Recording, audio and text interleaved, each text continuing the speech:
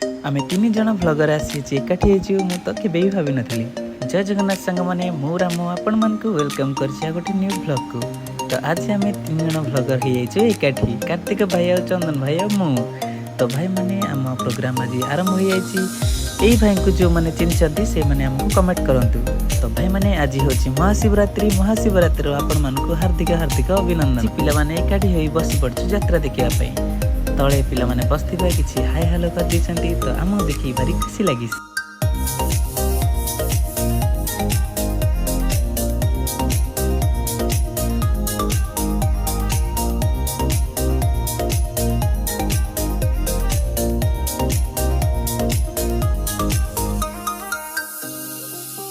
भाई माने किए आसते आम भेटेश्वर को यात्रा देखा। तो महाशिवरात्रि दिन जो मैंने यात्रा देखा आम भेटेश्वर को आसुँच तो से मैंने आमको कमेंट करूँ से रोचु भूतपुचिया कॉमेडी ब्लॉग्स।